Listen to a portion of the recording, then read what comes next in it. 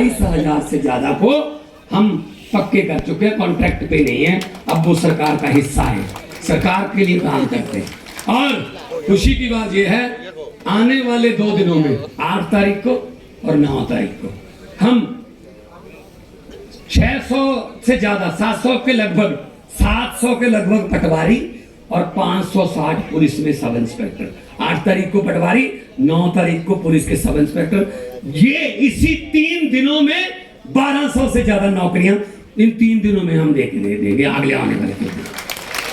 और एक आदमी मुझे मिला जयपुर में, गांव में गया, वो दूध का काम करता था, निर्मला ऑडिटोरियम में काम करता था। उसने कहा जी मैं एक बात आपको बतानी चाहता हूँ। मैंने कहा क्या? कहते जी मैं दूध बेचने का काम करता हूँ, मेरे जो ग्राहक हैं वो कभी 3 महीने में मेरे पैसे देते थे, कभी 4 महीने में पैसे देते थे।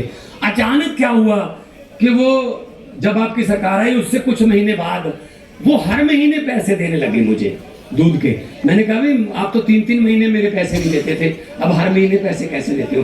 वो कहते जी कि आम आदमी पार्टी की सरकार ने बिजली का बिल 0 कर दिया, हमें 5-7 हजार रुपया महीना बिल आता था, वो बचने लगा है, हम लोग आपका पैसा देने लगे। जो कहां तक ये पैसा काम आता है भाई साहब। तो कर्मचारियों के लिए खास गारंटी कि उनको पक्का भी करेंगे, तनख्वाहें भी बढ़ाएंगे और सरकार में उनकी उन्नति तरक्की भी होगी।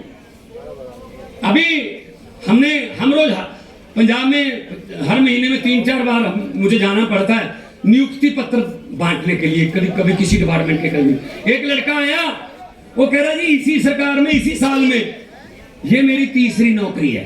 मैंने कहा 3 नौकरी कैसे? वो उन्होंने बताया अफसरों ने कि ये पहले इसने क्लर्क का एग्जाम दिया, उसमें मेरिट में आ गया तो ये क्लर्क बन गया, आपके हाथों से क्लर्क का इसने नियुक्ति पत्र लिया था। उसके बाद इसने पढ़ाई की, हेड क्लर्क का पेपर दिया, वो भी पास कर गया, आपके हाथों से ये हेड क्लर्क का ले गया था। उसके बाद इसने पढ़ाई की, अब ये एसडीओ बन गया, बिजली बोर्ड के में लगेगा, आज एसडीओ का नियुक्ति पत्र लेने आया है। 1 साल में 3 मौके मिल रहे हैं भाई साहब, जहां 70 साल में एक भी नहीं मिलता था। तो ये गारंटी तो हमारी, हम काम करके आए। दिल्ली में लाखों 10 से 12 लाख युवाओं को नौकरी चाहिए, उसका प्रबंध किया रोजगार का अरविंद केजरीवाल से। हालांकि इतनी एलजी ये वो करता है, केंद्र सरकार काम नहीं करने देती।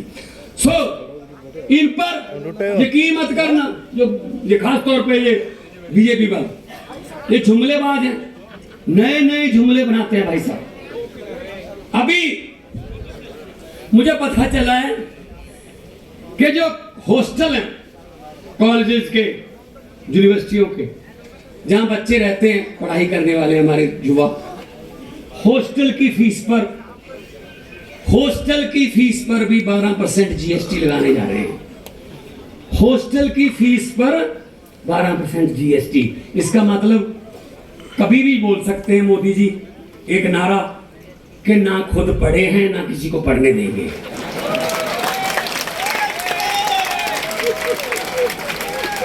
ना पढ़े हैं ना किसी को पढ़ने देंगे। भाई साहब कभी खुद हॉस्टल में रहे हो तो पता चले। अब 4th क्लास में तो होता नहीं है हॉस्टल, कि कैसे खर्चे पूरे होते हैं, कैसे फीसों के खर्चे पूरे होते हैं, कैसे मेस का बिल देते हैं, कभी रहे हो तो पता चले। तो ये भाई साहब हर रोज, मैंने तो पार्लियामेंट में बोल दिया था, मैंने बोल दिया था, सामने बैठे थे मेरे सामने, मैंने कहा 15 लाख की रकम लिखता हूं